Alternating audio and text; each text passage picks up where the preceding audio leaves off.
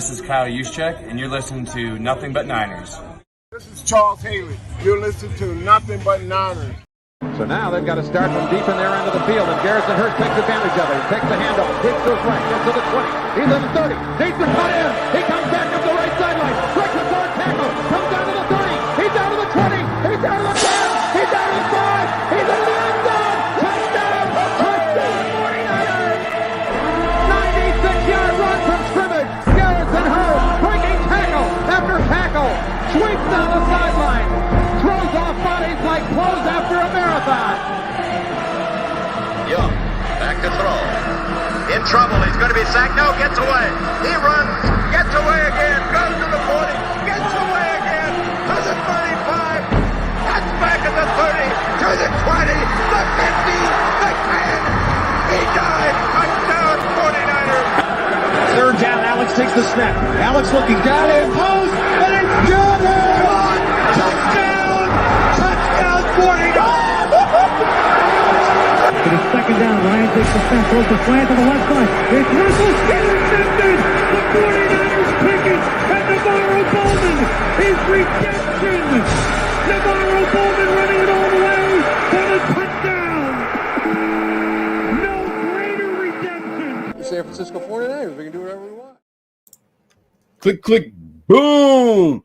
What's going on, faithfuls? It's your boys Mike and Eric. We are back to bring you guys another fun-filled episode over here at the Nothing But Niners show, man. Guys, we got a special show for you guys. When come on here, I'm going to challenge Eric. I'm going to make him put his foot in the ground, make some tough decisions. But before we do any of that stuff, I got to run through these formalities really quick. We're going to be brief here, I promise you guys. All right? If this is your first time here on the YouTube page and you enjoy the show, please do us a favor and subscribe. Hit the like button and turn on your notifications so you know exactly where we're going live.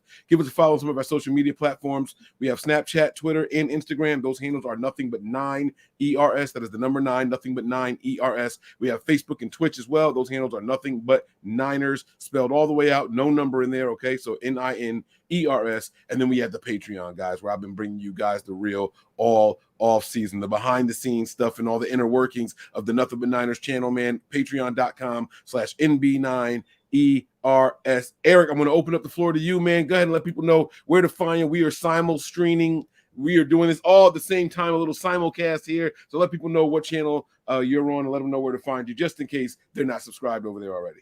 Yeah, this is pretty cool. This is my first time doing the kind of simulcast type thing. So, streaming on your platform, streaming on mine. You guys can find me on YouTube. Just type in Eric Crocker, I think, and it should pop up. Also, follow me on Twitter at Eric_Crocker. And listen to Locked On 49ers with myself, Brian Peacock. Come at you 5 days a week. Let's go.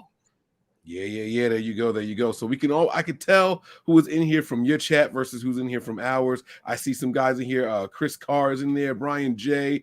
Rothesis is in there. Those are all guys from your chat I see in there. And then shout out to the regulars over here at Nothing But Niners, man. Aaron, Spaz, Callie, Miss Debbie is in the building. I see y'all over there. All right. DeMarcus, great one. I see all of y'all, man. Let's go, man. We got a fun-filled show for you guys today, man. I want to start light. I don't want to come in here and be rude. I don't want to be belligerent or anything like that. So let me calm down a little bit. We always like to start our shows with the latest 49ers rumors and updates. But before we do, I always ask people, how are you doing? Eric Crocker, man, one of the things that I appreciated when you first started your channel was that you would come in here and say, guys, put the flames in there. You had a scale of 1 to 5, to let people know how you're doing. And you said anything less than a 5, we got to talk, man. So I appreciate that about you, man. How are you doing, though, man? If you had to rate yourself right now, what would you be right now? Oh man, I'm on 10, man. I'm always good. It's hard to find a time where I'm not good. I'm extremely blessed. I have a lot of really good things, going on, and I come from humble beginnings. So, all those things with, for a living, I talk about the 49ers and train athletes. I don't think it gets any better than that. One of my guys, man, he was out here with me for a week. Training, and he signed with the Baltimore Ravens after the draft, so that was exciting as well. I see you talking about a lot of players, putting a lot of guys on, some local talent and everything, man, giving some love.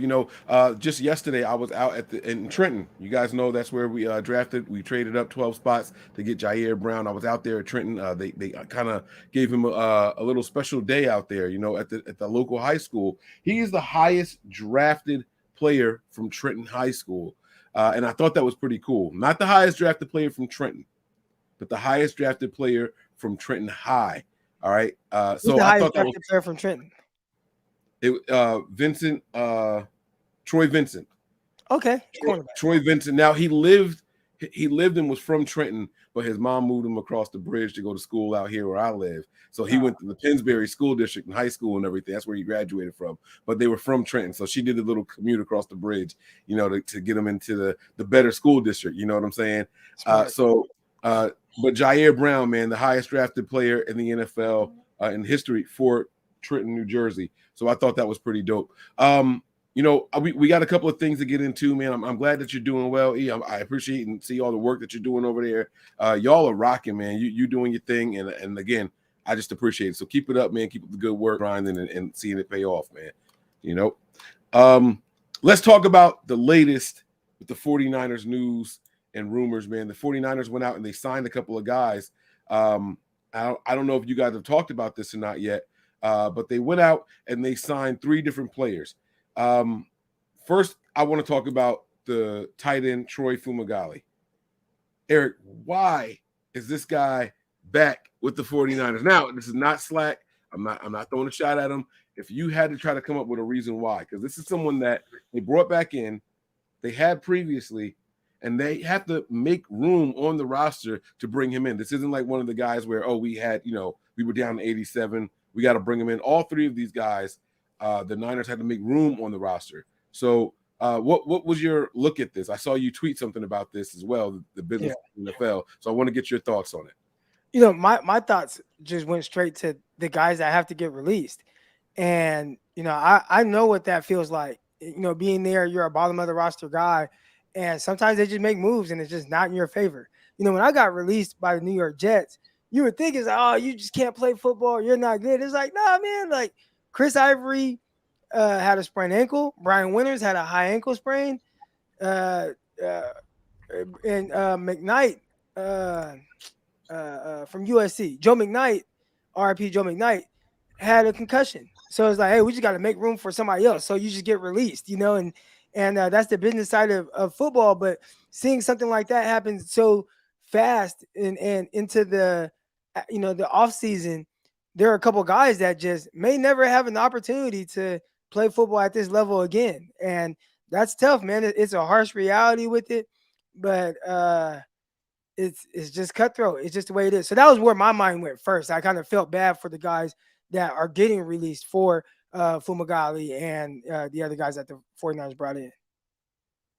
Yeah, like the guys at the bottom thinking, man, I got my chance. I'm getting to camp. Yeah. I'm showing what's up. I'm showing what I got. Like, even if I don't make it here, like somebody gonna see me in preseason, and then it's like, hey, man, you got to go home, bro. You got to go home. Man, I had buddies. I remember we reported for training camp, right? We were out there for like maybe a week before we were actually leaving for training camp. And then we're getting on the bus, and one of my guys, I remember thinking like, oh, bro, like, it's time to go. We're heading over to Cortland University. He was like, man, they just let me go. I'm like, what? Yeah. And it just happens. It just happens. They bring in guys to try out or work out every Tuesday. There's new guys coming in. So you're always kind of looking over your shoulder like, it's going to be my day. You just never know what they're thinking. But it's tough, man. The NFL is cutthroat. Real quick, I'll say this, then this will be the end of it.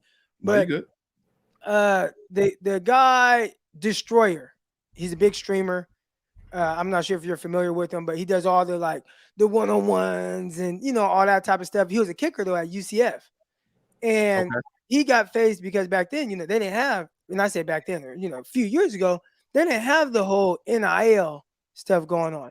So you couldn't really be making money off of YouTube and getting sponsors and deals and things like that at that time. And he had to make a decision. Do I want to chase a dream potentially playing in the NFL or, and go through college and be a kicker, or pursue this streaming stuff because it's starting to take off? So he chose streaming.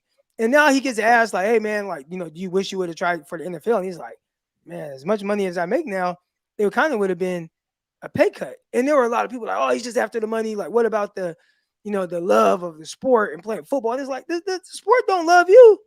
You know, the Right. moment they can get rid of you, they going do away with you. So I'm like, man, he made the right decision, but it's a cutthroat business, and in the blink of an eye, you can be gone.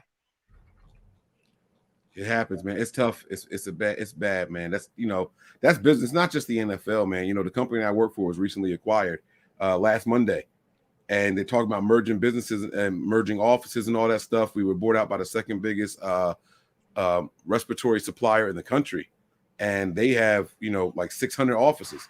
They're going to start merging, and I know what I do and how much I make. They looking to get rid of me. I know it. Like, it's just one of those things. You know what I'm saying? Like, It's like, damn, man. All right, what do I do? Do I sit here and try to prove my worth, or am I just gonna get that call one day, like one of these guys? Like you said, walk into the bus and they go, "Hey, Mike, can you step in the office real quick?" Like, oh shit.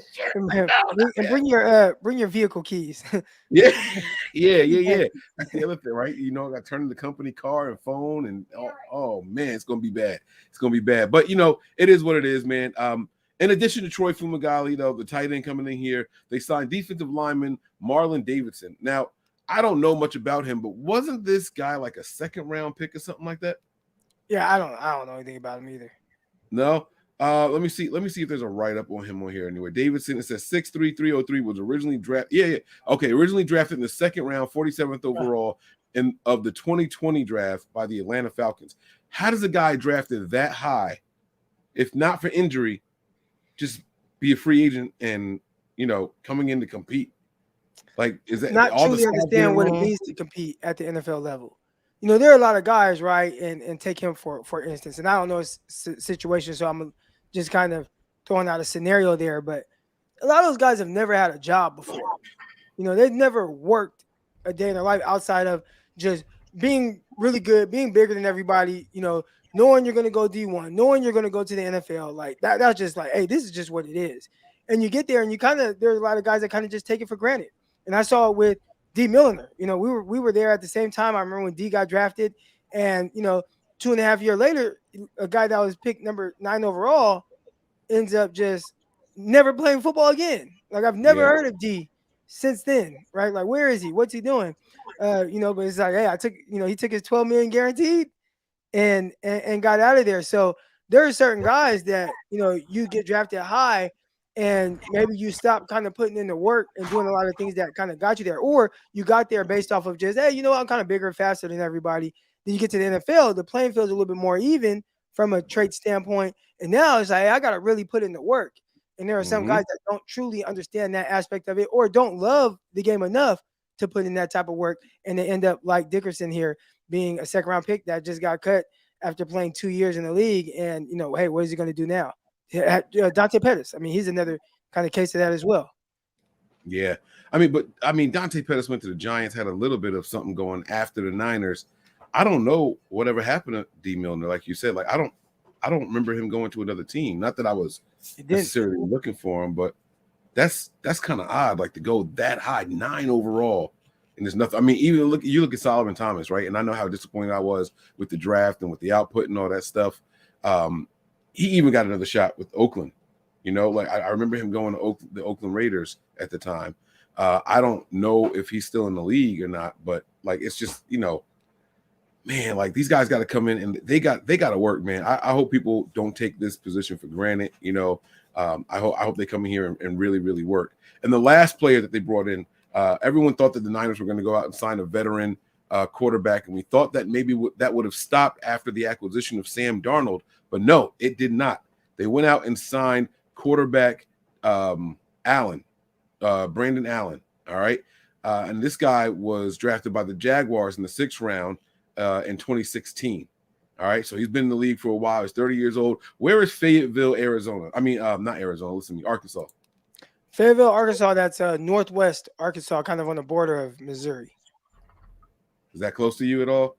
No, I'm southeast, so it's kind of like two halves. You kind of have like more of a Midwest version of Arkansas, and then you got kind of like the dirty South. And I'm literally 30 minutes from Mississippi and Louisiana, so like I'm in like the dirty South. Fayetteville is near like Oklahoma, kind of those Missouri. It's more up that way. Oh, okay. Oh, they said Solomon Thomas still with the Jets. I didn't even know that. I didn't know that Solomon Thomas was with the Jets. I don't care. He trash. It's whatever. All right, I'm just playing. I don't want to sully your channel here. I got to remember that we on both streams. No, you good. You good. You good. I'm kidding. We love everybody. I don't want nobody jumping in the chat saying, "Bring me on, send me the link." So let me just chill. So they go out and get Allen, and they have a couple of guys coming in for workouts and things like that they're going to get through the camps and things like that with. Are you expecting anything from the three names that were recently acquired? Brandon Allen, again, Marlon Davidson, and Troy Fumagalli. I think with the defensive tackle, the 49ers, I feel like could always use size in the middle. Pause.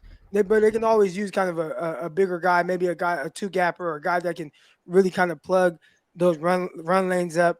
I just keep having this flashback of Javon Kinlaw in my head, just getting pushed out of there against the Philadelphia Eagles, like just pushed, 10 yards down the line. I'm just like, man, can you get somebody that come in there and just be really stout at the defensive tackle position? So, if anything, can Dickerson come in and just be that? You don't have to be this great pass rusher, but can you specialize in just kind of plugging stuff up so the linebackers at the second level can come in clean and kind of do their thing? Okay. Yeah, I would think that if any of those three guys had a chance to make some noise and really, really be seen by the team, it's going to be that defensive lineman. John Lynch just has a thing for defensive linemen. For whatever reason, they think Chris Kosaric can, turn nothing into something. Which has always bugged me. One, the perception of what Chris Kosaric can do with these defensive linemen. But two, if it's true, why are they always digging at the bottom of the barrel instead of giving him some mid-tier stuff to work with? You know what I mean? Like, why do they always wait and like get like the guys that like are just the outcast and then say, hey, Chris, this is what you got to work with, do something with him? Like, why don't they get him better talent? Well, they have tried, right? When you draft Javon Kinlaw, that's me trying to get it. That's a big swing. You traded for D Ford, and you had to give up a second round pick and pay him. And obviously D Ford worked for that 1 year, but then after that, he had a lot of injury issues and it just didn't quite work out after that. So I feel like they continue to try to like swing for certain guys, but right now with where the 49ers are, it's just a little bit more difficult unless you go off of a name. And the names, I don't know how they fit. We're like a Jadeveon Clowney or Ngakoue, right? Like, how do they fit with what the 49ers do? I don't know. Maybe they fit great. The 49ers just like, nah, we want to get the bottom of the barrel type guys.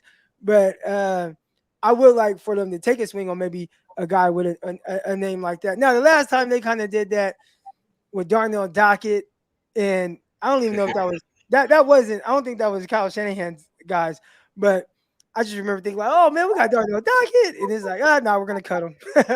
So, did you ever see the exchange I had with him on Twitter? Nah, I don't think so. He was not happy with what I had to say about him, man. I don't know how he saw it, but I watched him in one preseason game, and I was like, yeah, Dockett not gonna make this roster playing like that. It was one preseason game. And he was like, I love when people who never played in the NFL want to come in and tell people they're not going to make a roster. And bro, like a week later, he was gone. He was gone right away. It wasn't that like I was hating on him or nothing like that. Like my man was just getting blown off the line. Like that's not what they brought you in for. Like it's not, you're a vet and all that stuff. And I absolutely had nothing but respect. So I didn't mean like as a personal attack, but I was just, I said something really soft in my opinion. It was, playing like that is not going to let him make this roster. He's not going to get on here just by his name. Like there's too many guys that want that position. He got to play better than that. And I believe he was here coming off of an injury also. If I'm not mistaken, I think he was injured like the previous season or something like that. And he just looked flat. And I was like, yeah, this ain't gonna be the place. I think he had an ACL injury the year prior. Right. So I mean, I was right, but I didn't want to be right like that. Like I wasn't trying to upset nobody. I thought that maybe that you mentioned him on purpose because that's funny though. But it is what it is. But I want to talk about Ian Rappaport, man. I really, really do. Have y'all discussed him yet on Locked On? I listened to this morning show, but I know y'all recorded that yesterday. Right. How much depth did y'all go into about him walking back his statements? Yeah, I mean, we touched on it, and hey, man, that's Locked On 49ers. Hey, they know where they can listen to that. But these listeners, maybe they don't listen or subscribe to Locked On 49ers. So I'll kind of repeat some of the things that we were saying. I think one of my main takeaways. Wait. Don't say it yet. Don't say it. I'm going to play the clip. I'm going to play the clip, and then we'll respond. But for people who don't know, as soon as Sam Darnold was signed, Rappaport started saying oh, it's going to be Sam Darnold until Brock Purdy is ready. And I remember this clip going around on Twitter and on Facebook, and I'm like, yo, did he forget that Trey Lance was here? Did he didn't mention Lance at all. Oh, the Niners got their placeholder until their starter is ready. And I'm sitting here the starter's ready. I've been on the whole Trey Lance is going to be the guy, regardless of what Brock Purdy did. Now we'll discuss that in a little bit, but I that's been my personal take. I don't think winning the Super Bowl. I think you might be alone on that, but that's okay. And you know me, I don't care, right? But I don't think winning the Super Bowl would have been enough for Brock Purdy to come in here and be like, oh yeah, this is my team. I don't think that's the case at all. So I want to play the walk back by Ian Rappaport. But before I do, I see you look surprised here. Unless he had an MVP performance, I'm not talking about numbers. I'm talking the defense was struggling. You went in there and went toe-to-toe, and you had to make some tight window throws and all. I have not seen Brock Purdy look more than a product of the system. I'm sorry. I haven't. There's been a throw here or there, but I see largely what I saw with Jimmy Garoppolo while he was playing, just a product of a really, really, really good team. I don't think that's enough to unseat a guy that they traded up for and picked third overall, and then they coached up for a solid season. Hey, sit down and just learn. We don't want you to play this year, right? We were all thinking, oh, you trade up for this guy. He's got to come in here. He's got to start right away. The Niners' philosophy was very different. This guy's coming from North Dakota. He's not ready to play in the NFL. This guy has played one season and one game at North Dakota against lower competition. He's not ready for the NFL. We got to coach him up. We want him to come in here. We want him to learn the system. And they followed their formula. You're not coming in here as Mr. Irrelevant and just taking his spot from him. I just didn't see that happening. Go ahead. Go ahead. I see your thoughts. Oh man, it's coming out. Go ahead. Well, okay. You are correct in the sense of the way you're thinking about it. I see the same thing that you're seeing as it pertains to Brock Purdy and what he is as a quarterback. But the 49ers, whether it's the coaching staff or the players, they don't care about any of that. All they want to do is win. And they got a quarterback that's functional in the offense, whether it's because of him or is it because he's a product of the system. Regardless of any of that, they know, hey, with this guy at quarterback, there's way less unknown than there is with Trey Lance. And one of the known is we can win with him. In a game that he finished, we didn't lose a game at all. And I think that they're behind that. I mean, you can hear it in the coaching staff's voice. You can hear it in John Lynch's voice. You can hear it in, George Kittle and some of these guys in the way they talk about them. And I get what you're saying. I am completely on board with, he is more of a product of the offense as opposed to somebody who can really go above and beyond, right? Which is the throws that he attempts and things like that. I get what you're saying, but I don't think they care about any of that. I think all they care about is we win games with this guy and we're rocking with him. We're riding with him. And there's Trey Lance, maybe he'll be good. It just might have to be somewhere else. That's what it feels like to me. Okay. So I respect what you're saying. You know that already. Anything I say, don't take it as a shot at you or a personal attack. But I completely disagree. And I'm going to tell you why. The Niners had a quarterback on the roster they could win with. I think they want to win because of, not just with. They could win with Jimmy Garoppolo, and they wanted to move on for him. I don't subscribe to they wanted to get rid of Jimmy because he was always injured. I think that they think injuries are a fluke that happen more often to some players. I get all that, but that's not why they wanted to get rid of Jimmy. I think the Niners are well aware of where they are, right?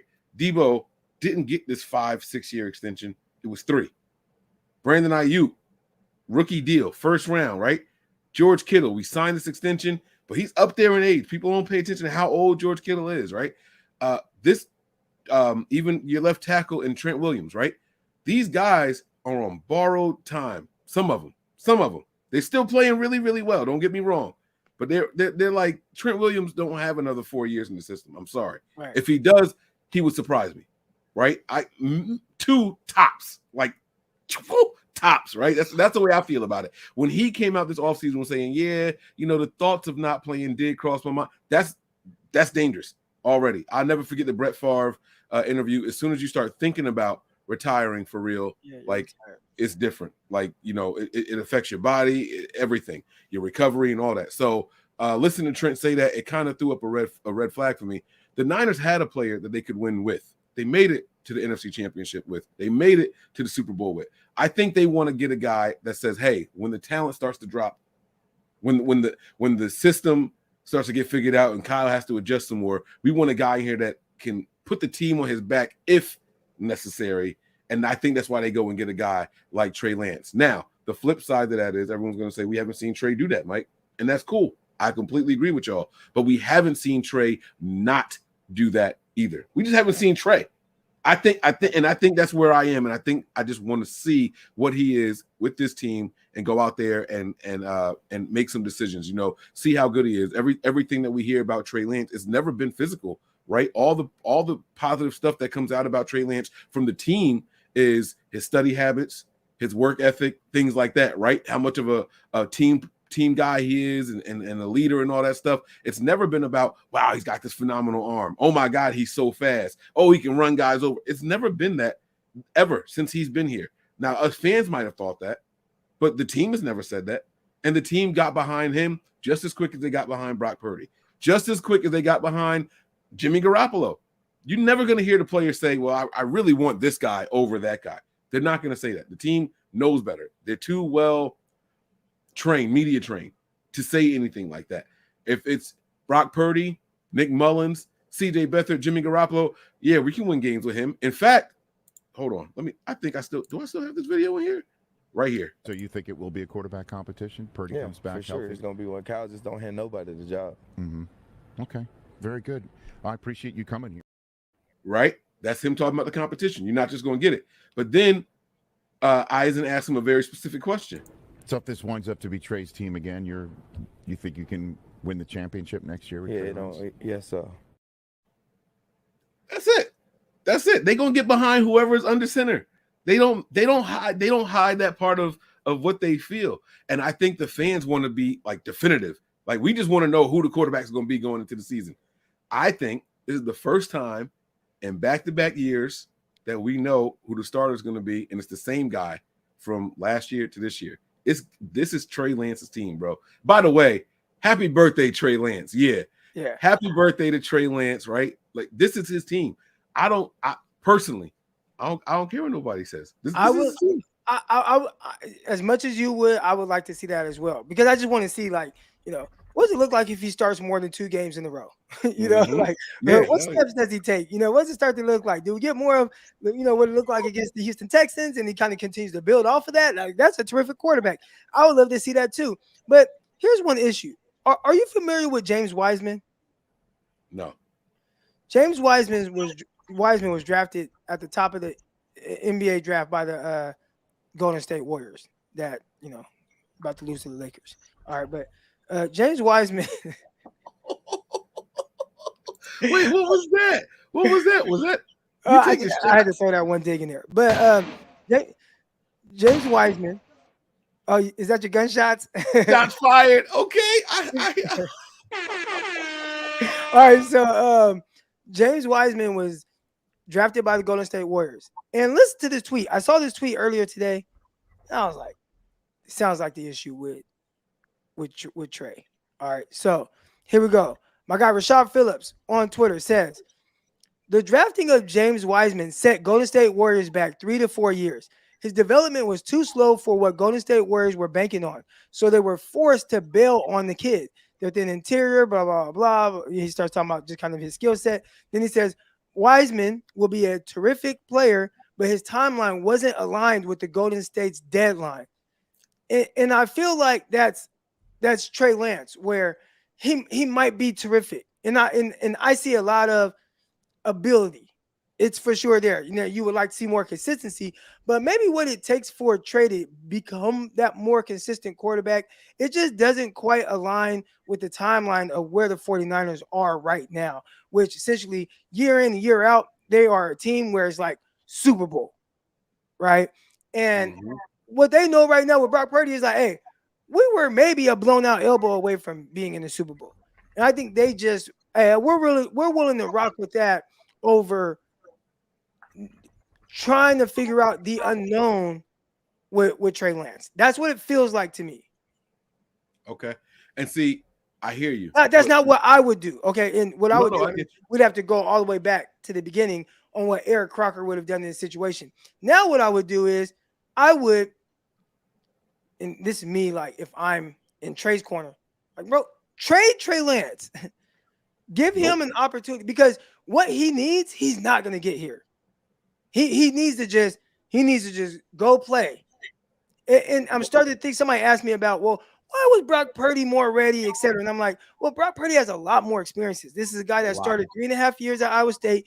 Everything that you go through, like being just a quarterback, right? He got to learn and play through all of those things, the ups, the downs, the losses, throwing the interception. How do you respond? Becoming a leader year in and year out, right? Like all these different things, dealing with all kind of adversity. Trey just never had to really deal with it. He had to deal with, okay, I got to beat this transfer out from Iowa State that Brock Purdy actually beat out. And then he came to North Dakota State. Trey Lance beat him out. And then we get rolling, and he just doesn't lose a game. And he wins the title, and then doesn't throw an interception the entire season. And the next thing you know, you got COVID, and then you're in the NFL. And I feel like there's just so much like that he skipped over as it pertains to like becoming a quarterback. And he needed that first year. And again, everybody's situations are different, but what he needed was year one, can I come in and just play and just deal with my lumps and just learn how to go with a lot of the ups and downs. And he just was not afforded that, because Kyle couldn't afford that. Kyle was coming off of one winning season in 4 years. He's like, bro, I can't risk another down year, when ideally that would be the best thing for Trey Lance. But all right, so what you just said at the end there, he needed to come in and play right away and just go with the lumps. And the what was his name? Wiseman, the person you were talking about, right? Are opposite statements, because the key part of what you said about Golden State drafting him was he didn't develop quick enough. As far as we know, and everything the team has said, Trey Lance has developed. The injury was the only setback. I don't think the team wanted him to come in and play and take his lumps on the field. I think there was they wanted him shell shot. I gotta disagree. I think that they're like just watching him, right? And I could see all the things where I could point out, man, he did this well. Like, I haven't seen a lot of quarterbacks making this type of throw, and he could do all these things. Oh, he could take off 4 first down, but it still felt a little clunky. And I think that was part of him just still figuring it out like that. And again, we're talking about a guy who hasn't started back-to-back games in the NFL. Or he started back-to-back games. He hasn't finished back-to-back games. Finished back-to-back games. So, I mean, this is not like, I'm not like knocking him for not quite being there. Right. It's just like there was just a lot that he had. Now, he could have went through the first 8 games and you just start to see him hit a groove. And that would have been great. And I wish he would have got that opportunity, but he got hurt, But as far as just what goes into developing and kind of what he needs, and maybe the 49ers didn't know quite that. I saw somebody in the chat, well, why'd they draft him? Maybe they didn't know that it was going to be quite the way it was. And you got to remember, too, he wasn't their number 1 choice. He wasn't their number 2 choice, right? Like they told you, hey, man, we called Matthew Stafford. Oh, man, like Rams beat us to it. Okay, we looked into Deshaun Watson. Oh, man, he's the booty tickler. Dang, can't go with him. And then, okay, we're going to, hey, Aaron Rodgers, is he available? Oh, he's not? Now you're mad at me? Okay, we'll draft Trey Lance. Right. Like, it wasn't the 1, 2, 3. It was like the 4th option. So, and I'm not saying that they don't like him. I'm just saying they clearly were trying to see, like, we want to win now. And these guys can help us. Okay, I got to go with this guy. Dang, I really don't want to wait. For okay, we got Jimmy. We could just play Jimmy. And it just kind of threw everything off. Yeah. No, I agree with that part of what you're saying. I think I was just focusing on the development versus playing. I think a person can develop enough to make a team comfortable without being on the field if they see what they need to see in practices. And that I think that's where I was. I think when they were ready to move on from Jimmy, I think they felt he was developed enough and he was going to take the league by storm. John Lynch and Kyle both said that when they addressed the media a couple of weeks ago, that Trey Lance, like they said, Brock Purdy came in, he played well, really well and efficient, and we believe that Trey would have done the same exact thing.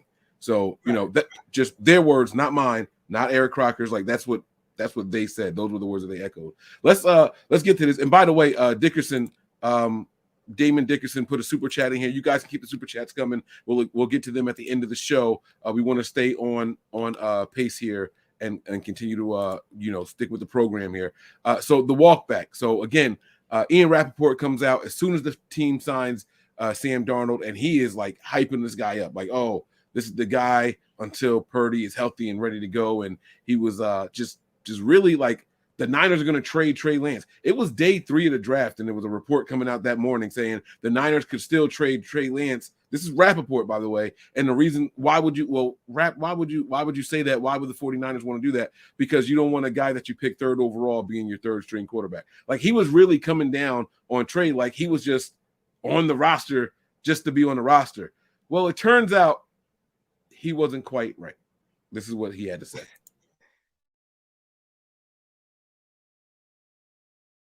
Years. Okay. The Sam Darnold thing is interesting. Like so I think it was on this show. Yeah. When I said something like that there was a very real chance that Darnold was going to be the starter week 1. Mm-hmm. I got a lot of pushback from people there who were like, why would you discount in the building or like Niners fans? In the building. Okay. Like, why would you discount Trey Lance? And I'm like, I get it. But like Trey Lance we have not seen whatever Trey Lance is going to be. We have not seen it. Unless we have. That's kind of the biggest worry, right? Is that this is really just the worst trade in the history of sports. I still don't think there's enough. He didn't play enough last year. Like it was in his first NFL game. It was in shitty weather, and then he broke his leg. Like, yeah, but he hasn't played in 6 years. It's like, where did he get 6 years from? Like, what the fuck? Being funny, you can't. Certain guys, you kind of just have to block out their comments, and he was one of them. God, what's Adam Schefter doing there? Or Ian Rappaport, like, what's he doing? So, I don't know, but I want to get your thoughts. That wasn't weird. Like, why is Ian Rappaport there? Right at Pat McAfee's facility stuff. Well, I have a theory on it. If you want my real theory, I could tell you why I think he was there. I saw ESPN trying to maybe get him. You think maybe NFL Network's trying to get him? No. If I'm being completely honest, Pat McAfee kind of showed people like you could do this independently and be really successful. You don't have to be associated with a big network. You could do it your way and be successful. And then he's the one who got the story that Aaron Rodgers wanted to go there, hit the decision and all that stuff. Pat McAfee, not the big name, not Schefter, not Rappaport. You know what I mean? Like it was not Garofolo. It was him. Right. So I think now it's like, all right, just to show you guys I'm still connected. I'm with the connected people.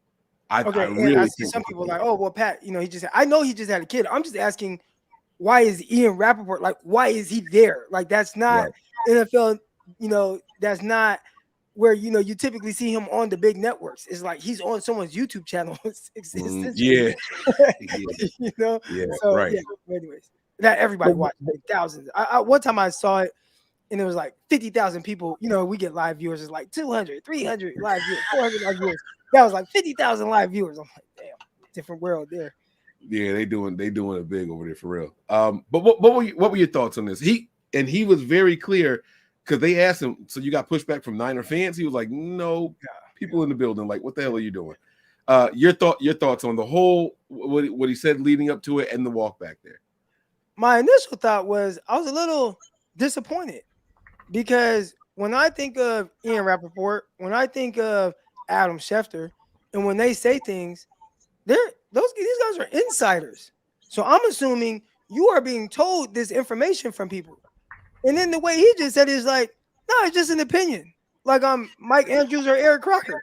It's like, well, you're just like us now. Like you're supposed to be the insider to have all these things. And you're just throwing stuff in the air off of what your little ass thinks. I don't know if y'all seen Rappaport in real life. I've seen him in real life. Dude's like 5'2". So it's like, you're just going off of what you think like anybody else. And now it's kind of discredits him just a little. Now he works hard and maybe he does have inside sources, but that was one of the things when he said that and really kind of, I'm just giving my opinion. I was a little disappointed with that. Yeah, especially because what he says is taken like, and articles are written about it. You know what I'm saying? Like that, and that's what the dangerous part was with what he was saying. Right now, all of a sudden, you have Trey Lance's agent calling the team saying, "Yo, y'all fed that information? Like y'all, that's really what y'all think about our guy? Like he's just," and the team was like, "No, that is not what happened. That we didn't say that shit to him. Hey, Ian, get out there and clear the air. Like let people know we didn't tell you that because." Right. Make it clear that this is your opinion, not something you heard, not something that what like you have to separate the two, opinion versus info, and rumblings that you heard. Like just make it very clear, please. The team wanted to get from behind that, and that lets me know further just how much they believe in Trey Lance. Otherwise, why would they care? Why do so many people push back on a quarterback that hasn't played much, and for the most obvious reasons? Wait, say that. What can you? Why is there so much just from national media? And I feel like it's always been like this surrounding Trey Lance, but there's just so much of nah. And it's like, dude, y'all watch these other guys play for years and give them chance after chance. Last year, I mean, we saw Zach Wilson play like crap for most of a year, and because he didn't throw an interception over his last 6 games, even though he was throwing for 100 yards and 50-something yards a game, it's like, breakout player, he's going to be the breakout player of the year, right? It's like, no, he's just not good. But like, at least you got a chance to kind of like see him play. But for the guy that hasn't played a lot, and you see the reason why. 1, you had the COVID year. 2, you got Jimmy Garoppolo and it's like, kind of got win right now. Then he breaks his ankle. And then it's like, he just can't play. Like, he's just not good. Why is that and it's not just Rappaport's idea of, we don't know what he is and stuff, but throwing it out there. But the Mike Silvers and it's like all the guys, like that's their thoughts on it. And I just think it's kind of weird the way they have gone about this whole thing with Trey Lance, as opposed to just saying, hey man, like, we don't know, but they do know what they have with Brock Purdy. Like, that's understandable. That's not the way that they talk about Trey Lance. Yeah. So they always make it seem like Trey can't play, but they never say what he doesn't do well. So I get what you're saying. It's always like, well, they want more from the position, or the team is ready to move on because Sam Darnold's going to beat him out. Right. It's never been about what one guy does well and the other guy doesn't do well, because that would require homework. That would require research. That would require watching film and breaking things down and how you think a player will fit in the system. And you can break down all you want. You can actually do a full breakdown on Sam Darnold and how you think it's going to work. They said you're echoing, so I'll go on mute when it's time for you to speak. That's probably my fault, guys. Why would that happen? I do hear myself in your background. Do you got it somewhere, or? Yeah, it might be my microphone picking up what you're saying. Let me check my settings real quick. Do you have headphones on? No, I don't do headphones. Hold on. Y'all gonna hear a click real quick. Just give me a second. I apologize. Hold on. That's headphones. All right, that should fix it. And I also got to turn down my microphone sensitivity. I had it turned all the way up. All right, so that should help right there. Yeah, that should help. All right, hello. I think we're good now. Okay, yeah, I had to change some settings up. Never mind. It's not cool. I was doing a different show, and I used the background noise on purpose, so I forgot to turn it off. But yeah, it will require some research. And here's the truth, right? You can do a full breakdown of what you think Sam Darnold's going to do in the system with his skill set. You can't do that for Trey because you haven't seen enough. It's just that simple. So it's easier to say, yeah, they want to move on. And this guy, we've seen Sam Darnold make some really phenomenal throws. We've seen Sam Darnold break the pocket and run for some long scrambles in the NFL at the pro level. We saw him do some things at USC, blah, blah, right? It's easy to go out there and say those things, right? And then when you want to say those same things about Trey Lance, you always come back to, yeah, well, it was North Dakota State. Like, it wasn't the SEC. You know what I mean? It was the Houston Texans. It wasn't right. Yeah. And so that I think that's what it comes down to. And it's just easy to say he can't do it because they haven't seen him do it, as opposed to saying we don't know what he is, like you said. I really think that's where it comes from. It's easier. Plus, if we want to be honest about guys like Silver and even guys like Matt Burrows, right? Like it's pay per click now. Like that's the world they live in. The negativity draws way more clicks and attention and retweets and interaction than the positivity does. And it's just where we are right now in social media and in society. And unfortunately, that's the way that people are gonna rock. You know, the positive stuff isn't gonna make the headlines. You know, that's just not the way it works. When the Niners win games, are you more inclined to read articles about why they won, or are you more inclined to read articles about why they lost? Who had the bad games? Who was to blame for it? It's the if you had done X, Y, and Z different, we would have won. It's the negative stuff. It's the assessment. We won the game. We ready to move on to the next week. And so it just naturally makes sense that the negative stuff is going to drive people. So you just go ahead and say it, and you get the interaction that way, I think. That makes sense. It's just a little I guess interesting that like it's so strong one way. And then to hear a guy say, well, it's just kind of my opinion. That's why I'm like, oh man, come on. Well, man. and this is the other clip I want to play. Right? They come out here and they say all these things about why Sam Darnold can be successful in the system. Right? Like why Sam Darnold could be successful here. I want you to listen to what they say is the why Sam Darnold can be successful here, and tell me that if I didn't tell you that this was about Sam Darnold, what quarterback wouldn't this apply to? All right, you ready? I'm gonna play it now. Here we go. It seems everyone looks good in Kyle Shanahan's offense. I was just gonna say, yeah, it's the perfect situation for him now too with their running game. I mean, we reference it all the time. He ran a little bit too last year. Yeah, yeah. Darnold started to run a little bit. He can scoop, but in that offense, like they could run the ball 50 times a game, or not a game, but there will be games where he doesn't have to win anything. Like he's got to deliver a couple balls inside a window, but it's not as if it's not like they have a defense that isn't going to keep them in games. They're the best defense in football. So it's like, hey, can you with George Kittle, Ayuk, Debo, McCaffrey in the back, Elijah Mitchell. Christ. Like, can you just get us to the point where we're scoring three touchdowns, or we're scoring 21 points a game? Because if that's the case, we'll probably end up being the 1 or 2 seed in the NFC. What did they say about Sam Darnold in there that didn't apply to any other quarterback? Right, that's what. Right, like how did that have? Like honestly, what's your thoughts on what they just said? Because I agree with what they were saying in general, but it could apply to anybody. I mean, I think I agree with your assessment there. Like when you break it down that way, now it's kind of your whole thing where it's like, well, they don't say Trey Lance can't do this or can't do that. They don't say his strengths and weaknesses. It's just, he's not playing, or you don't know.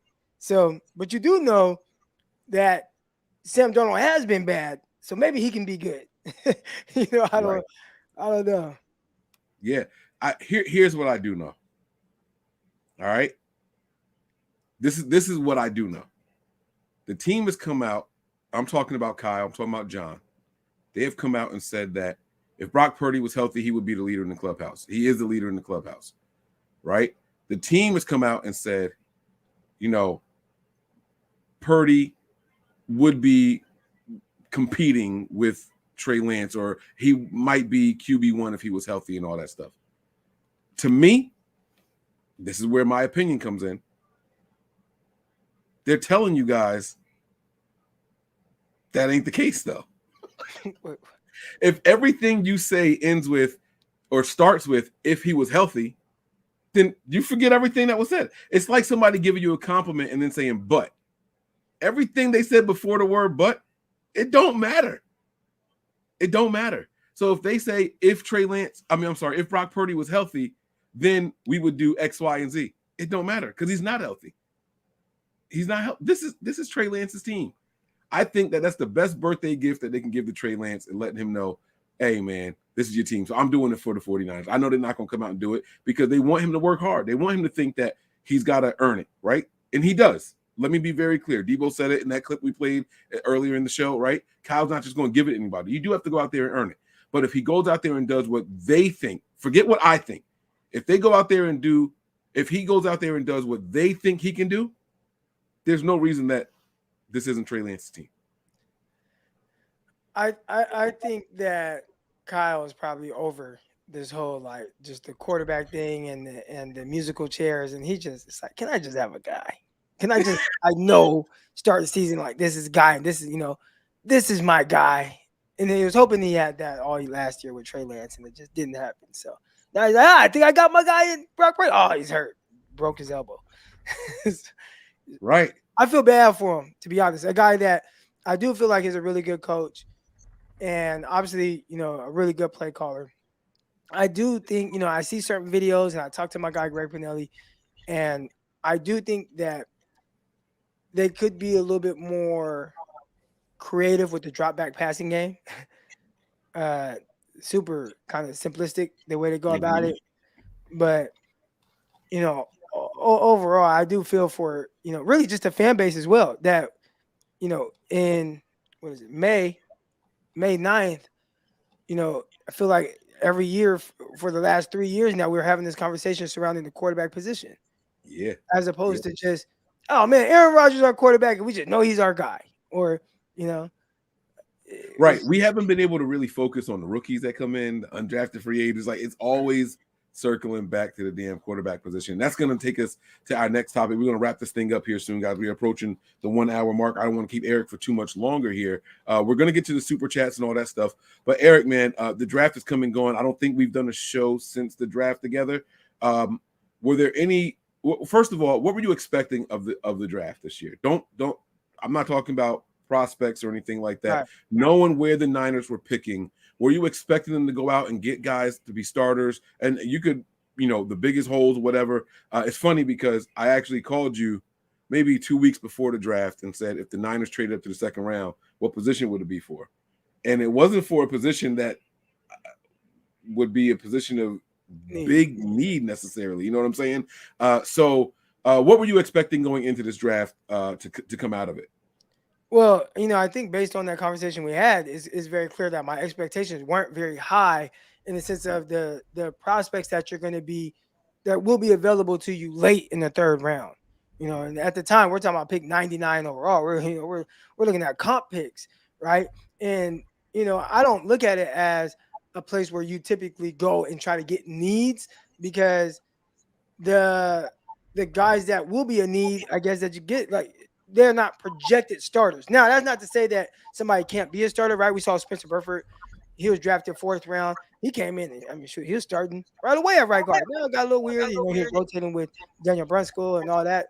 But I think in general, you typically aren't saying, oh, man, we're drafting this guy in the 4th round, and he's going to come in. He's going to start day one. Right. So based on that, and we'll see what some of these guys have, and I'll talk about some of the guys I think have a potential to be a starter, but my expectations weren't high, or there wasn't much that they could do to really disappoint me because of where they just started drafting.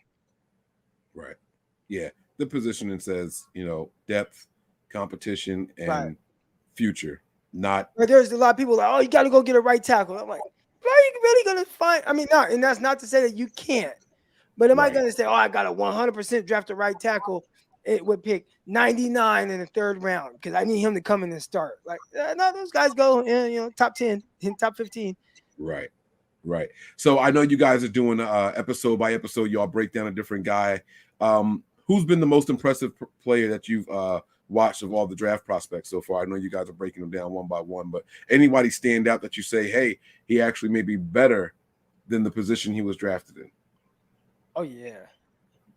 Do you want to take a guess on who? Well, I heard your show, so I think I know who your guy is, but I mean, if you actually haven't broken this guy down yet. Oh, so then, damn. Y'all. Well, I like Winters personally. So I like Winters. Okay. Man, I'm doing a lot of film study on Ronnie Bell, and on my YouTube channel, I've been breaking down like receivers and defensive backs. I got pretty in-depth analysis video with film and all that. You can see all that on Ronnie Bell, Darrell Luther, and feel like this. Oh, and Jair Brown, Tig Brown. All right, you guys can go and you can watch those, and it shows examples, and I kind of explain the positions and different things like that. Like what I'm looking at, except you get the whole kind of breakdown. But D Winters, I'm watching Brown, and I just keep seeing a flash. It's just I'm like, what the heck is that? Oh man, it's 13 again. Then you see another flash. And I'm like, what the hell? It's 13 again. Now I see a flash, pick 6 to the crib, and I'm just like, this dude D Winters. And I watched another couple games, and he maybe isn't like this stack linebacker, Navarro Bowman, Patrick Willis, just super block shedding guy. But for the 49ers kind of have now, which more like guys that just penetrate, but like the guys that, you want to try to keep clean, and then what they can do based on their athleticism or what they can do in coverage. I love the Winters pick. And then when you just add the value to it on top of that, you got this guy with just freakish ability, runs in the 4.4s, really fast, plays with swagger, has a swagger. I mean, the field drip was clean, like, all the stuff I paid attention to. But I just liked everything about him. And maybe I'm not the greatest linebacker evaluator, so maybe that's why I don't understand why he lasted to the 6th round. But I think for the 49ers and what they look for in their linebackers, I feel like he exemplifies all of that. So I'm really excited to see him come in and potentially earn maybe that kind of that third off-ball linebacker spot. And, do they, spell guy here and there? Okay, D, Dre Greenlaw, we love you. Let this young guy get a couple snaps here, real quick. And they start kind of grooming him because there's a lot of ability there from an athletic standpoint. And he was easily my favorite pick. Yeah, I will say that, from the little bit that I watched, he definitely popped, and I like that a lot. I liked him a lot. I want to ask you one more question real quick. I don't know if you've broken both of the tight ends down. Do you think that they should have drafted them in opposite order? So Latu, and we actually talked about Latu. So those of you right now that are in the chat, listen to Locked On 49ers in the morning. Oh, no. Hold on. We recorded one a day early. So never mind. That one comes out Thursday morning. All right. But we did break down Latu, and he is, from an athletic traits standpoint, I feel like they drafted him too soon. And I'm really big on value. I mean, that's just the way my mind works. But, I'm probably not just going to draft a guy that's slower than Jordan Davis. If there's other guys on the board that I potentially can get. Now, I just said, hey, look, I'd like to draft him in the 5th round. And I think I'm getting a good tight end. He can block, but just the upside, like, is he going to be able to separate from defensive backs? I don't know. He's a smooth route runner. I think he's a savvy. I think he could work on the top of his routes more to truly understand how to free himself up, work with a guy like George Kittle. Like, George can definitely help that aspect of his game, but being a little bit more twitched up. But again, he's just not the fastest of guys. And when I say fast, I mean, he ran a 4.78 like, pro day. So, I mean, that's down there 4.85 or something like that. Right. So that right there is a little scary in the sense of him as a pass catcher, but I think he has a very good, well-rounded game. Smooth guy. He does know how to get open to a certain extent. I think he's a more than willing blocker, and if you put on the Tennessee game, you see him pancaking guys left and right. So I think he's a 49er type guy, but you asked me drafting the guys in flip-flop. I haven't watched Willis. The kid yet. But Braden Willis. Yeah, Willis. But I know with Latu, ideally I would have liked to get him more in the 5th, in that range. And if I missed him, then I wouldn't. Okay, whatever. Like, okay, let me go get Mallory from Miami. Right. Okay. All right. I mean, after you watch mine, I do want to hear from. It don't have to be on the show either. Like, I just want to get your opinion on it. I was looking at some film, and I guess it depends on what you're looking for. I think one guy's playmaking ability might be a little higher than one guy's overall play, if that makes any sense. Like, if you're just looking at playmaking ability, think maybe, Braden might edge out Cameron, but well-rounded game and overall game, it's kind of, do you want, I'm going to get killed for saying this, and I'm not comparing these players at all, right? But do you want a Braden, do you want a George Kittle, or do you want a Travis Kelce? What do you want? Me? I would take a George Kittle on this team because I think we're stacked at other. Not on this team. You're building a Mike Andrews team. But okay. Now, to answer that question, I have to know what I have at the other skill positions, the wide receivers and the running backs, right? So like that's why I said you got a nice receiver, you got a nice running back. Mm-hmm. Then give me the well-rounded player. Okay. And I think that's why you end up with a Latu going before a Willis. All right. Does that make any sense? Yeah. If my team is well balanced, I want everybody to be well balanced, right?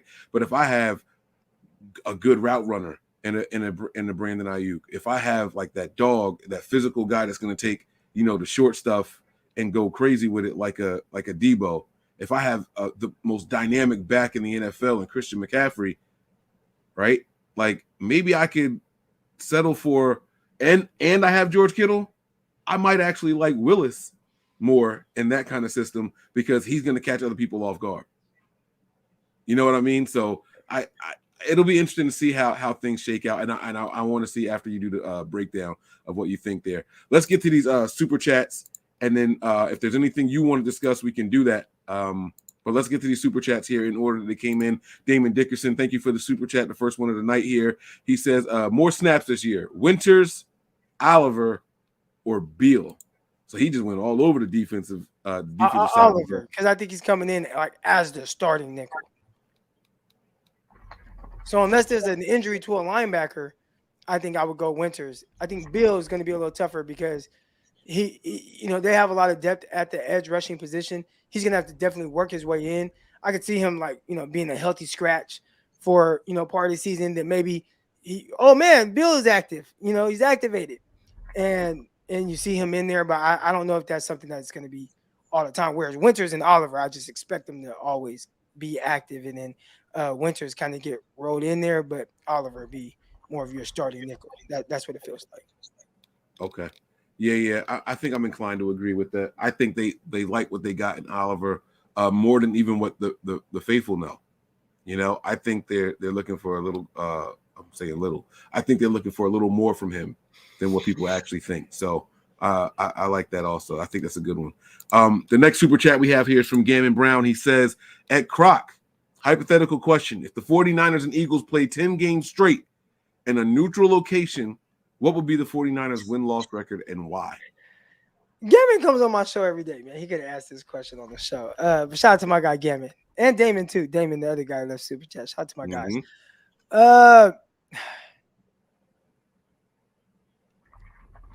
I would favor Philly in that because, one, they have probably the most dominant offensive line in the league. Their defensive line was not maybe it was more dominant than the 49ers. I mean, 49ers have Nick Bosa, and he's amazing. He's the best player on the field. But as far as just across the board, they kind of have the edge there. Coaching, I think you kind of give the 49ers the edge there. So it'll be competitive, but I just feel like at the right positions, even, offensively for Philadelphia Eagles, it's like, who you taking? You taking A.J. Brown, Devontae Smith, and Dallas Goedert, or some people would tell you he's better than George Kittle. I'm not saying that, but I've seen people say that. Like, Goddard's nice. He's nice. And you got Jalen Hurts at quarterback. Are you taking that? Or Brock Purdy, you got Kittle, you got Debo, you got Ayuk, you got Christian McCaffrey. And I think, when you throw Christian McCaffrey in there, I think you kind of shake things up a little bit, maybe in favor of the 49ers, but I think having that dynamic quarterback with Jalen Hurts kind of just gives them the edge. So I feel like up front, they have the edge really on both sides of the ball. And then that quarterback, they have the edge, and they still have terrific weapons. I mean, I think they would just really be a difficult team for the 49ers to just beat time and time again. I think the 49ers can catch them flipping anytime because they have good players, good coaching, but they'd just be a hard team to beat on a neutral field, 10 straight games. Right. Now, I'm not going to answer that question because that was directly to you, but I want to change up his question a little bit and ask you this way. One game to win it all, and you don't have to worry about injuries. Because you didn't hesitate when you gave the nod to the Niners for coaching. And I think that's when you really shine. You know what I mean? Like coaching it's a little bit different than just the talent I on the say field. that, but that's because I'm just more familiar with the 49ers coaching. So it feels like, and I always just feel like 49ers got better coaching than teams. But maybe Philly got better coaching. I don't know. The way they're going about things, I love what they've done with Jalen Hurts and how they've brought him along. And it was just like, yeah, he's going to be our guy. And when a lot of other people were super skeptical of him and, gave him a lot of confidence and it's like, hey, we're going to load you up on some weapons too and do some good things. And he was like an MVP candidate. So maybe they got good coaching as well. And maybe they have the edge. I just know the 49ers coaches better. Gotcha. Okay. All right. We got two more, maybe three more to get to real quick, and then we'll get up out of here. Sean Turner says, thank you, Mike Andrews. You're welcome. I don't remember what part this was a reference to. Might have been me calling out Ian Rappaport. I don't remember. But you're absolutely welcome, man. That whatever I did, you're welcome. Deshaun Page, thanks, my guy. He says here, what's up, Niner gang? Sam Darnold has a new house because he's a little bit Sam Darnold has a new home because has a little bit of talent, is going to make this offense the same as last year. I wish it was Zach Wilson and Brock Purdy. I don't know what I'm reading here. Help me out here, Croc. That's all you. I don't know. Okay, thanks. I think he's saying with the new location for Sam Darnold, he has talent. So with his type of talent, like there wouldn't be much drop off. But he wishes it was Zach Wilson instead of Sam Darnold. I think that's what he's saying. He would rather have. I disagree with that. I disagree with that a lot. I think people really sleep on Sam Darnold's talent, and that's something that I wasn't going to get into this episode. And I want to be clear with my stance. I am Team Trey, but I like all three of the quarterbacks the Niners have here. I don't know anything about Allen, so I'm not talking about him. But I like Sam Darnold. I like what he could be in this system with this team, with this coaching staff. I like Trey Lance and what I think he could be. And I like Brock Purdy because I've seen what he is so far. Okay? So let me be very clear what I'm saying. But I never liked Zach Wilson. I remember listening to Steve Young ranting and raving about him. I don't know if it was because of the BYU thing. Yeah. But I was like, bro, I saw some throws here and there, right? I saw some athleticism here and there. But if you put together a highlight reel of anybody, you're going to find plays that you like. He played a little so the things, and look, I got killed for asking these questions, and now people are coming back like, Croc, you're kind of right about this, right? And listen, this is not me pounding my chest or whatever. I was right about Zach Wilson. But I had questions, and I watched. So one day, cleaning my crib, and I got NFL Network on, and they had a game from the previous season. This was the offseason of that draft. Okay. And it was Drew Lock for the Denver Broncos against the Raiders or somebody, whoever it was. It was like late in the year. And I'm watching Drew Lock. I'm like, man, kind of reminds me of somebody. I'm watching him. I'm paying attention. I'm like, this looks like Zach Wilson. Just looked a lot like Zach Wilson. So I go and I ask Twitter, me, I'll go ask Twitter, hey, what? I don't watch Drew Lock as a prospect, but what's the difference between Drew Lock and Zach Wilson? And right away, it's just, decision making, accuracy. Zach Wilson's way better at those, blah, blah, blah. And I'm like, okay, but do you think maybe the level of competition had anything to do with it? Because prior to that last year at BYU, Zach Wilson's accuracy was kind of protrude. And when you look at Drew Lock, I mean, playing the SEC, he's on like the worst team in the SEC. So I could see how it could be it'll get a little weird as opposed to Zach Wilson. Now, last year, he played against North Alabama, Texas State. There were like a lot of just thrown together games. And then when you watch the games, there's a lot of just, okay, let me run around, just throw the ball up high, and then my 6'5" receiver is going to go catch the ball. right? Like it didn't feel like a whole lot of skill. You see the talent, but not a whole lot of skill. And I was just, just asking those questions, and then he gets to the league, and it is what it is. But it was just kind of interesting. Okay. All right, just Sean, but thank you for the super chat, bro. I appreciate it. I'm gonna go with Sam Darnold. Oh, and then when I was there, listen, I don't want a quarterback who, when it gets ugly, right? It gets ugly in the game, and you have like 70 yards of offense, and they ask you straight up on television, in front of all the cameras, and they ask you, hey, do you think you guys gotta let the defense down a little bit? A defense that gave up 7 points, and it's like, nope, not at all. I'm out. Yeah, and I think the rest of the Jets were out on them too after that. Yeah. You're never going to get that from any guy in this locker room. I think the one of the first things the Niners teach is accountability and leadership, and even if you don't mean what you're about to say, right? If you go out there was a game. I don't know if you remember this game. This was a while ago. It was Tony Romo with the Cowboys and Peyton Manning with the Broncos. And the final score was like 51-48 or something crazy. It was a dumb high scoring game, right? Who? It was Tony Romo with the Cowboys, and it was Peyton Manning with the Broncos. Oh, yeah. I remember that game. Romo threw an interception at the very end of the game. Yeah, the very end of the game, right? And it's like people were blaming Romo. I'm like, bro, like he put up over 45 points. That's not on him. He was going toe to toe. I mean, toe to toe. Yeah. Yes, and so and the Broncos defense wasn't chump that year either. Like that's what if he went to the podium in that moment and said, yeah, I don't think I owe the defense anything else, people would still kill him for that. Even though I'm saying this years later, I agree with what he was saying, but you can't go to the podium and say that. Like, that's just something that you just can't do. And these guys have been well-trained now. The fact that he said that, it's just, like you said, it just turned the whole organization and the fan base off of him. Like, it's like, all right, this kid thinks like he deserves something like that he hasn't earned yet. So, they put up like 7 points and had like barely 100 yards. Yeah. It was crazy. It was terrible. And that was total too, not just passing, like total yards. It was bad. It was bad. Terradome says CBS Sports ranked Brock Purdy 12th of 32 quarterbacks in the NFL. That's 4th in NFC behind Cousins and Prescott. I wonder who the other person was. He said 4th in the NFC. Would you rather have one or both of them or Purdy? Oh, maybe Hurts. Okay, that probably makes sense. Would you rather have one of those two guys or Purdy if you had to choose between the three of them? Purdy.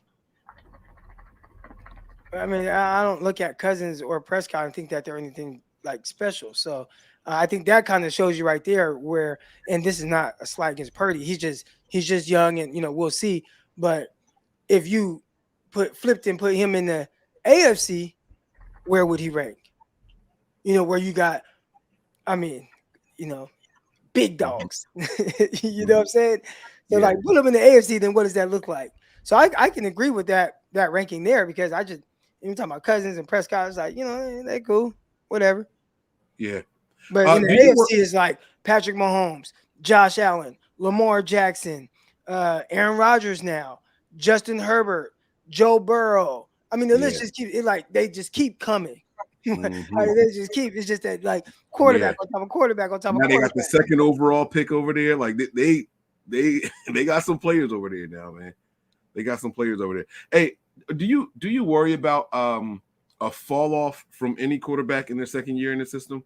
So like I don't want to say Brock Purdy because I'm not specifically talking about him, but do you think Kyle's scheme and system kind of reduces that fall off? You see guys come in sometimes and they look really good year one, and then the next year it's like a step back because the league start to catch up to them. Right? No, Kyle doesn't reduce it. We've seen this happen, right? With Jimmy Garoppolo. You come in, you win 5 straight games, and then the very next year, where it's like, oh, you got a whole offseason. And this was Jimmy having the offseason. It's like, hey, you got a whole offseason. Everything's catered around you. We're going to get it rolling. And then week one. He struggled in week one. He got injured in week 3 interceptions and a pick 6, and you lose on the road to Minnesota. Week 2, you threw damn near a pick 6 to lose the game against Detroit Lions. but it got called back for holding, and you were kind of able to milk the clock. Then week 3, I mean, it was 35-0 before you could blink, and I'm not putting that all on Jimmy, but you weren't really helping at the time, right? Then he tears his ACL. So in the sense of just can there be, and I'm not saying this is going to happen with Brock, but can there be a step back for whatever reason? And, with Kyle coaching, clearly, like, there can be some form of that. And maybe it doesn't look like that, but, I mean, if I were to tell you, hey, heading into 2018, just so you know, Jimmy Garoppolo is going to throw 3 picks and a pick 6 against the Minnesota Vikings. You're going to lose on the road. You'd be like, nah, not Jimmy. But then the flip side is when he came back, he was 8-0. But then he came back and 8-0. And they should have won that 9th game, but the kicker missed that field goal in overtime or whatever it was. But you also remember that, he was not playing well. That's true. That is true. The defense was Sanders to wake up the offense a little bit week more. 1, Tampa Bay. What happened? 2 pick sixes, right? Pick 6, but then he threw a pick 6 to Vernon Hargreaves. But then, Ahkello Witherspoon, Richard Sherman came through in the Klizach, had 2 pick 6s to kind of put the game away. You know what I'm saying? And then, but it was a little weird. And he played the Bengals though, and he went off that game. And then the run game really took over against the Cleveland Browns. But there was a lot of like mid type play, and he was coming off of a torn ACL as well. So right, now, that's true. Jimmy did start to heat up though. He did start to heat up. Right. But what you're basically saying, even the game that they put up 51, it wasn't because of some phenomenal passing attack. The run game was crazy. I don't know if you remember, Tevin Coleman had like 3 touchdowns in that game or something like that. Tevin Coleman against the Panthers, when they put up 51. 4 rushing touchdowns. 4. Debo had another rushing touchdown. I think we scored 51 points, and maybe Jimmy threw 1 touchdown. Maybe right. The highest scoring game with Kyle Shanahan. I think he threw a touchdown to Emmanuel Sanders, I think. The highest scoring game with Kyle Shanahan's career as a head coach with the 49ers, and his quarterback threw 1 touchdown. And this is why I say that the Niners have known for a while they can win with guys, and now I think they want to start winning because of guys. And that's why I think you'll see some shakeup this season under center at Trey Lance. Guys, I'm done. I think I disagree with you on that. I think it's Purdy's job. That's what it feels like. All right. We're going to see. Time will tell. Now, let me ask you this question. Do you think that the Niners start the season because Purdy's not ready with Trey Lance and then they won't pull him once Purdy is ready? Or do you think that once Purdy is ready, no matter who's back there, they go out there and give the job to Purdy? Well, the biggest hurdle that Trey Lance has is I don't know if there's anything he could do just in the offseason to outdo what they've seen Purdy do in the actual live games and even important games, right? Like playoff games and stuff. Cowboys game was a little weird, but never mind. Okay. Yeah. Don't do it. All right. But I don't know what he can do as just the result of just wins, right? I don't know if there's anything he could do in the offseason to outdo that. So, but if Trey has a chance, let's say, hypothetically speaking, which my guy Damien was on my show earlier today, and he's like, Brock Purdy's going to be fine week 1. But let's say, hypothetically speaking, they're like, Brock, you're going to start off on the PUP list. And Trey has 4 weeks or whatever, right, to start the year. Right. I could see a scenario. He goes 3-1, and then it starts to get a little weird with what you like the decisions you have to make from there. Yeah. Or I could see that. All right. But if it's Brock Purdy is week 1 and Purdy's ready, I believe he's going to be under center week 1. I hope he's ready by week 1 so we can put this to bed. I think. But what I don't want, and again, I would love to see. I just feel like just Trey Lance offense, and he's cooking. It'll look really good. I think people will be really excited about that. But what I don't want is you're trying to go all in with Brock Purdy, and it's like, he threw a pick. Boo! Get Trey Lance in there, and that's a tough thing because I think you would deal with that regardless of who starts at quarterback. Yeah, it's going to be that way either way. Yeah, I mean, and because of Sam Darnold's ability, you got guys like Matt Mayoko saying he's the best thrower of the ball the Niners have ever had. You're going to have people champion for him. Remember, they were like, We want Carr. Remember, Yeah. they were benching. They wanted Alex Smith out of there. Bro, Carr was one of them. I remember the Troy Smith chance, bro. Like it was bad. It got ugly out there, man. But I will say this though, man. My final thoughts. I'm going to ask you a question really quick, and then again you go into your final thoughts so we can get out of here. If there's a significant injury to a quarterback again this year, do people start to say maybe it's Kyle? Like, do you think that Kyle in the coaching staff or the what's it called, the training staff, starting to get some heat for quarterbacks not being able to stay upright with this 49ers team? And then you can answer that and then go into your final thoughts, and we'll get out of here. I think people already kind of have that just thought, right? Like they asked it, and we saw the breakdown from JT O'Sullivan, and he's like, yeah, they are kind of freakish, but Kyle, you're not like just 100% in the clear. Like there are things that you can do different, even from the play design, to kind of really help your quarterbacks stay healthier. So there's or the players can, one of them, it was when Jimmy Garoppolo got hurt, it looked like Debo didn't know he was hot, and that was the issue there. So it's like, oh, I'm about to throw the hot. Oh, Debo's not running the hot.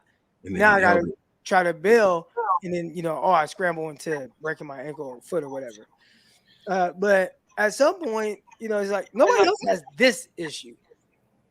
Like I've never seen this, like, to the extent. So it feels like it's got to be flukish. I mean, it's just injuries happen in the NFL, but to this extent at the quarterback position, it's kind of wild, and I don't know what else to attribute it to if it just continues to happen. Maybe just bad luck. I don't know. Kyle broke a mirror, some years ago, and he got the 7 years of bad luck or something. But he broke a mirror while walking under a ladder with a black cat crossing in front of him, bro. Right. This is crazy. I've never seen nothing like that before. I haven't either. Yeah. Final thoughts, man. You let people know again where to follow you at the end of the show, also like you did with the start of it and all, and anything else you want to leave people with. Yeah, man. And y'all can follow me, especially if you want to see me troll Warrior fans, at Eric_Crocker on Twitter. I've been having a lot of fun with that. You're from Mike. You're from the East Coast. Why are you a 49er fan? So I became a fan, like rebellious. My mom is a Cowboys fan and my dad is a Giants fan. And I was young. I don't remember which team. It was one of those two teams, one of those NFC East teams. It was a playoff game and the whole family was watching. And I was like, nobody's cheering for the red team. Like, y'all being mean. Somebody should be happy about the red team. And my mom made a comment like, oh, well, then you like them so much, you cheer for them. And then my stepbrother was also a Niners fan. So it all kind of just came together that way. You kind of look up to certain people, and also that's how I became. Right. So that's how I became a Laker fan. And I get killed by Warrior fans because, like, oh, you're from Northern California, Bay Area. You should be like, first of all, I'm not from the Bay. I'm from Stockton, California. So all right. So there's a difference there. I'm from the Valley. All right. But it's like people become fans of teams in many different ways. You don't have to be from Northern California or from the Bay Area to, I got to be a fan of this team. Like, nah, man. Like, my uncle was a Laker fan. I asked him who his favorite team was. He was like, the Lakers. I'm like, okay, I'm a Laker fan too. That was how I became a fan. Yep. I didn't do anything else. All right. Mm-hmm. But anyways, shout out to the Lakers handling business. And I know Warrior fans, they're kind of shocked for whatever reason. I don't know. Lakers had the best record in the West since the trade deadline, number one defense. Trade deadline, yeah. I mean, I don't know. Bench is working for y'all. Like, the Lakers clicking right now, man. They are. But anyways, follow me on Twitter at Eric_Crocker. I got my YouTube channel, so make sure y'all tune into that. Just type in Eric Crocker, it should pop up. And we go live, right now, off season, at least 2 times a week. We've gone twice already this week. Might go live tomorrow, but I'm traveling to Atlanta, so we'll see. But yeah, you guys can follow me there. And Locked On 49ers. Locked On 49ers is on any streaming platform. We come at you 5 days a week. We're on YouTube as well. We have a really nice audience, man, and we're so thankful for the especially the the listenership on all, the Spotify, the Apple, or things like that, man. Like, you guys have been awesome. So, those are the ways to support. There you go. My final thought is this, man. Trey Lance, happy birthday. From me to you, I am naming you the starter for the San Francisco 49ers week 1 and going forward. Stay healthy, stay safe, and stay faithful, man. We're going to get up out of here, man. You ready, Crop? Yeah, let's do it. All right. Prepare for glory. Remain faithful. Anticipate pain. Anticipate pain. But always remain faithful. There it is, man. Croc, you got it, man. Try to act like you don't know, man. You got it. We out of here, y'all. Peace.